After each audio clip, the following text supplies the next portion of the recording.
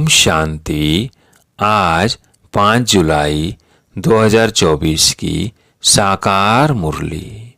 आज बाबा ने कहा, मीठे बच्चे, याद से ही बैटरी चार्ज होगी, शक्ति मिलेगी, आत्मा शतो प्रधान बनेगी। इसलिए याद की यात्रा पर विशेष अटेंशन दो। प्रश्न, जिन बच्चों का प्यार एक बाप से है उनकी निशानी क्या होगी? उत्तर, पहला, यदि एक बाप से प्यार है तो बाप की नज़र उन्हें निहाल कर देगी। दूसरा, वे पूरा नष्ट मोहा होंगे। तीसरा, जिन्हें बेहद के बाप का प्यार पसंद आ गया, वो और किसी के प्यार में फंस नहीं सकते। चौथा, उनकी बुद्धि झूठ खंड के झूठे मनुष्यों से टूट जाती है। बाबा तुम्हें अभी ऐसा प्यार देते हैं जो अविनाशी बन जाता है। सतयुग में भी तुम आपस में बहुत प्यार से रहते हो। ओम शांति। बेहद के बाप का प्यार अभी एक ही बार तुम बच्चों को मिलता है, जिस प्यार को भक्ति में भी बहुत याद करते हैं। बाबा बस आपका ही प्यार चाहिए। तुम माता पिता, तुम ही सब कुछ हो। एक से ही आधा कल्प के लिए प्यार मिल जाता है। तुम्हारे इस रूहानी प्यार की महिमा अपरंपार है। बाप ही तुम बच्चों को शांति धाम का मालिक बनाते हैं। अभी तुम दुख धाम में हो। अशांति और दुख में सब चिल्लाते हैं, धनी धोनी किसका नहीं है, इसलिए भक्ति मार्ग में याद करते हैं। परंतु कायदेशीर भक्ति का भी समय होता है आधा कल्प। यह तो बच्चों को समझाया है, ऐसे नहीं कि बाप अंतर्यामी है। बाप को सब के अंदर जाने की दरकार ही नहीं। वो तो थॉट रीडर से होते हैं, वो भी यह विद्या सीखते हैं। यहाँ वो बात ही नहीं। बाप आते हैं, बाप और बच्चे ही ये सारा पाठ बजाते हैं। बाप जानते हैं सृष्टि का चक्र कैसे फिरता है, उसमें बच्चे कैसे पाठ बजाते हैं। ऐसे नहीं कि वो हर एक के अंदर को जानते हैं। यह तो रात को भी समझाया है कि हर एक के अंदर तो विकार ही है, वो छीछी मनुष्य है। बाप आकर गुल गुल यानी फूल बनाते हैं। यह बाप का प्यार तुम बच्चों को एक ही बार मिलता है, जो फिर अविनाशी हो जाता है। वहाँ तुम एक दो से बहुत प्यार करते हो। अभी तुम मोहजित बन रहे हो। सतयुगी राज्य को मोहजित राजा, रानी तथा प्रजा का राज्य कहा जाता है। वहाँ कभी कोई रोते नहीं, दुख का नाम नहीं। तुम बच्चे जानते हो बरोबर भारत में हेल्थ, वेल्थ और हैप्पीनेस था, अब नहीं है, क्योंकि अभी रावण राज्य है। इसमें सब दुख भोगते हैं, फिर बाप को याद करते हैं कि आकर सुख शांति दो, रहम करो। बेहद का बाप है रहम दिल।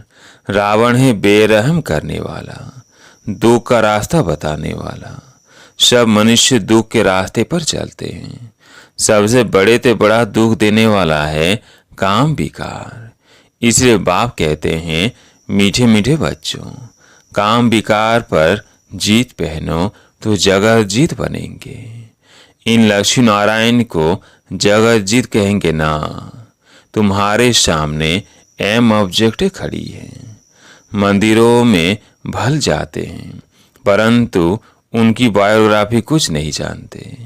जैसे गुड़ियों की पूजा होती है, देवियों की पूजा करते हैं, रच कर खूब श्रृंगार कराकर भोग आदि लगाते हैं, परंतु वो देवियां तो कुछ भी खाती नहीं।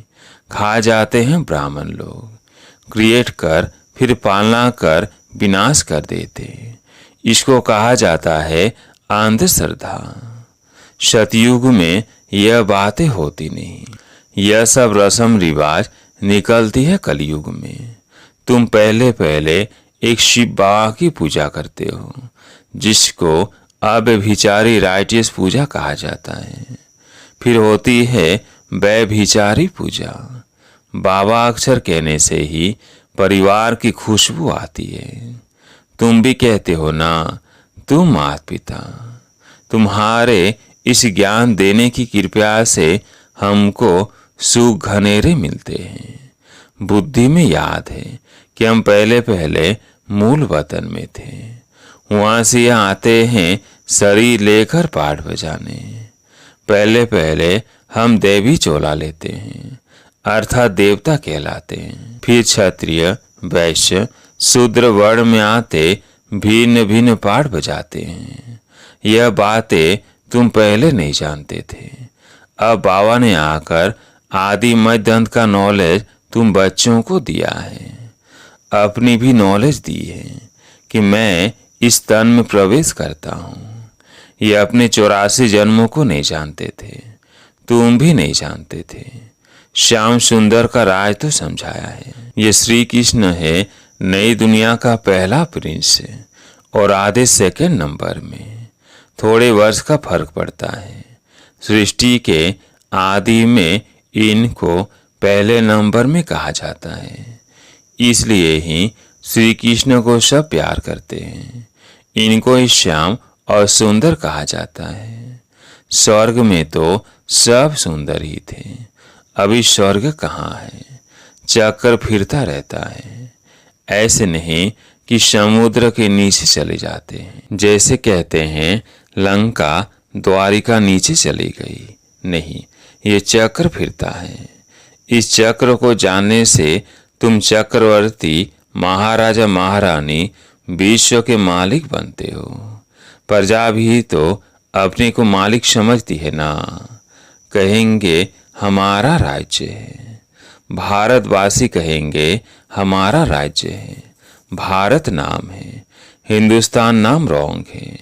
वास्तव में आदि सनातन देवी देवता धर्मी है, परंतु धर्म भ्रष्ट, कर्म भ्रष्ट होने कारण अपने को देवता नहीं कह सकते। यह भी ड्रामा की नूंद है।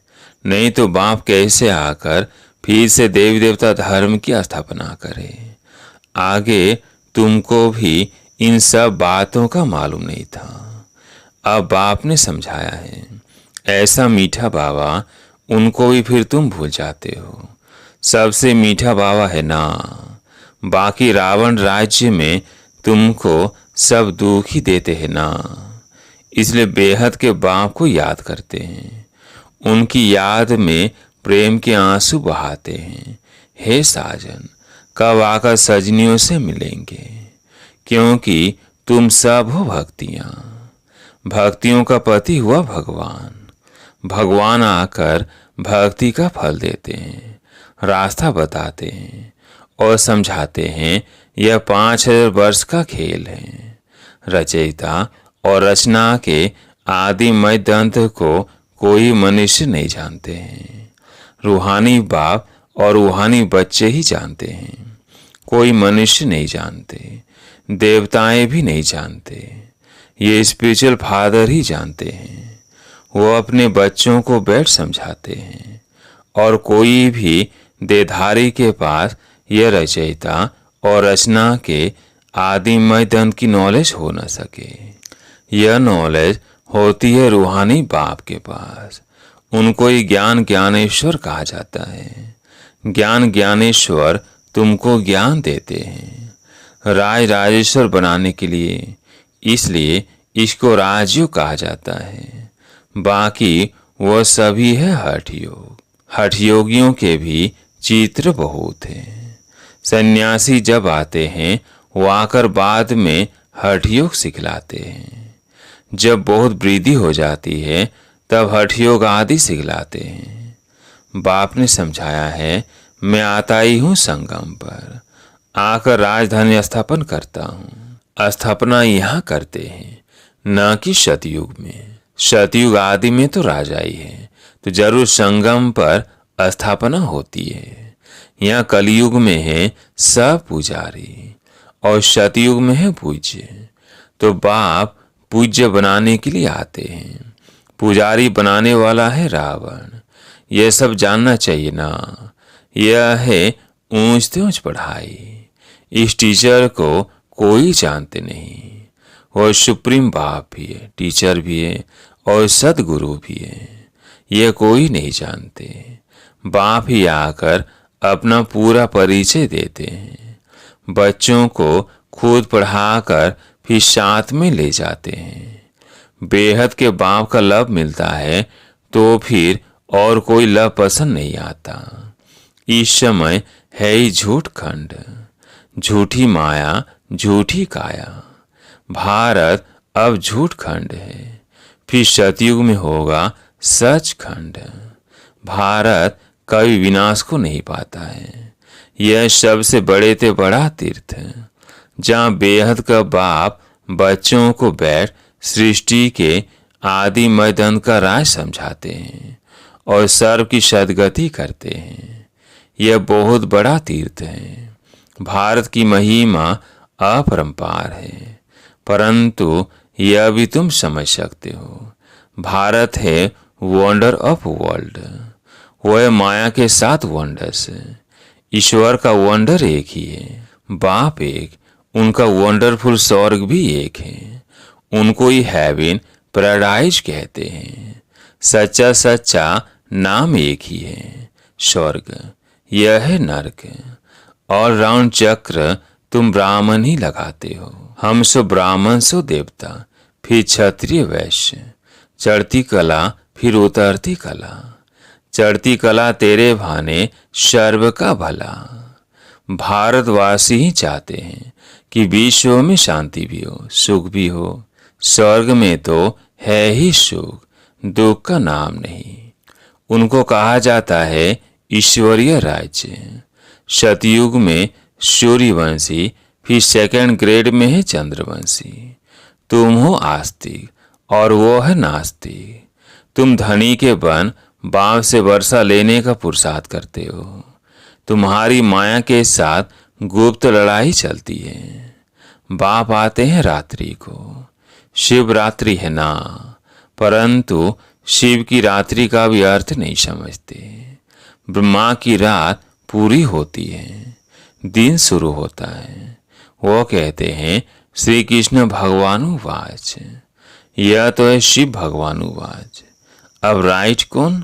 श्री कृष्ण तो पूरे 84 जन्म लेते हैं। बाप कहते हैं मैं आता हूँ साधारण बूढ़े तन में। यह भी अपने जन्मों को नहीं जानते हैं। वो जन्मों के अंत में जब पतित बन जाते हैं तो पति सृष्टि, पति राज्य में आता हूँ। पति दुनिया में अनेक राज्य, पावन दुनिया में होता है एक राज्य। हिसाब है ना। भक्ति मार्ग में जब बहुत नौधा भक्ति करते हैं, सिर काटने पर आ जाते हैं, तब उनकी मनोकामना पूरी होती है। बाकी उसमें रखा कुछ भी नहीं है। उसको कहा जाता है नौधा भक्ति। जब से रावण राज्य शुरू होता है तब से भक्ति के कर्म कांड की बातें मनुष्य पढ़ते पढ़ते नीचे आ जाते हैं। कहते हैं व्यास भगवान ने शास्त्र बनाए, क्या क्या बेट लिखा है। भक्ति और ज्ञान का राज अभी तुम बच्चों ने समझा है। सीढ़ी और झाड़ में यह सब समझानी है। उसमें 84 जन्म भी दिखाए हैं। सब तो 84 जन्म नहीं लेते हैं। जो शुरू में आए होंगे वही पूरे 84 जन्म लेंगे। यह नॉलेज तुमको अभी ही मिलती है, फिर सोर्स ऑफ इनकम हो जाती है। एक ही जन्म कोई अप्राप्त वस्तु नहीं रहती है जिसकी प्राप्ति के लिए पुरुषार्थ करना पड़े। उसको कहा जाता है बाप का एक ही स्वर्ग है, वंडर ऑफ द वर्ल्ड। नाम ही है पैराडाइज। उनको बाप मालिक बनाते हैं। वो तो सिर्फ वंडर से दिखाते हैं, परंतु तुमको तो बाप उसका मालिक बनाते हैं।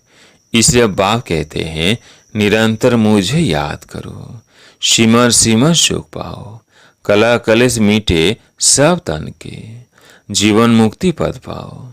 पवित्र बनने के लिए याद की यात्रा भी बहुत जरूरी है। मन मना भाव, तो फिर अंतमति शोगति हो जाएगी। गति कहा जाता है शांति धाम को। सदगति होती है यहाँ, सदगति के अगेंस्ट होती है दुर्गति। अभी तुम बाप को और रचना के आदि मध्यंत को जान गए हो। तुमको बाप का लाभ मिलता है। बाप नजर से निहाल कर देते हैं। सम्मुख आकर ही नॉलेज सुनाएंगे ना। इसमें प्रेरणा की तो कोई बात ही नहीं। बाप डायरेक्शन देते हैं। ऐसे याद करने से शक्ति मिलेगी। जैसे बैटरी चार्ज होती है ना, यह मोटर है, इसकी बैटरी डल हो गई है। अब सर्वशक्तिमान बाप के साथ बुद्धि का योग लगाने से फिर तुम तमो प्रधान से शतो प्रधान बन जाएंगे। बैटरी चार्ज हो जाएगी। बाप ही आकर सबकी बैटरी चार्ज करते हैं। सर्वशक्तिमान बाप ही है। यह मीठी मीठी बातें बाप ही बैठ समझाते हैं। वह भक्ति के शास्त्र तो जन्म जन्मांतर पढ़ते आए हो। अब बाप सर्वधर्म वालों के लिए एक ही बात सुनाते हैं। कहते हैं अपने को आत्मा समझ बाप को याद करो तो तुम्हारे पाप कट जाएंगे। अब याद करना तुम बच्चों का काम है। इसे मूझने की तो बात ही नहीं है। पतित पावन एक बाप ही है। फिर पावन बन सब घर चले जाएंगे। सब के लिए नॉलेज है। यह सहज राजयोग और सहज ज्ञान।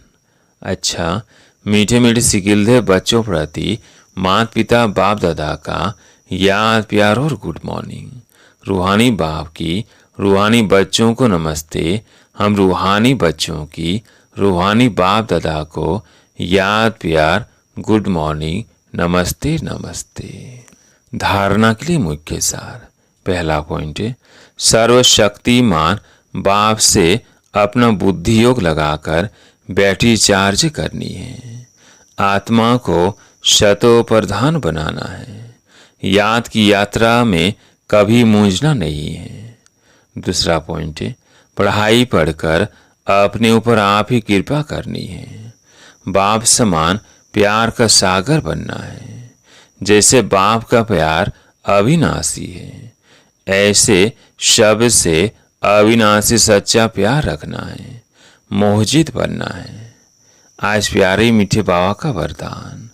महसूसता की शक्ति द्वारा मीठे अनुभव करने वाले सदा शक्तिशाली आत्मा भव। महसूसता की शक्ति द्वारा मीठे अनुभव करने वाले सदा शक्तिशाली आत्मा भव। यह महसूसता की शक्ति बहुत मीठे अनुभव कराती है। कभी अपने को बाप के नूरे रतन आत्मा अर्थात नयनों में समाई हुई श्रेष्ठ बिंदु महसूस करो। कभी मस्तक पर चमकने वाली मस्तक मणि। कभी अपने को ब्रह्मा बाप के सहयोगी राइट हैंड ब्रह्मा की भुजाएं महसूस करो। कभी अव्यक्त फरिश्ता स्वरूप महसूस करो। इस महसूसता शक्ति को बढ़ाओ तो शक्तिशाली बन जाएंगे। फिर छोटा सा दाग भी स्पष्ट दिखाई देगा और उसे परिवर्तन कर लेंगे। स्लोगन, सर्व के दिल की दुआएं लेते चलो तो आपको पुरुषार्थ सहज हो जाएगा। सर्व के दिल की दुआएं लेते चलो तो आपका पुरुषार्थ सहज हो जाएगा। अच्छा, ओम शांति।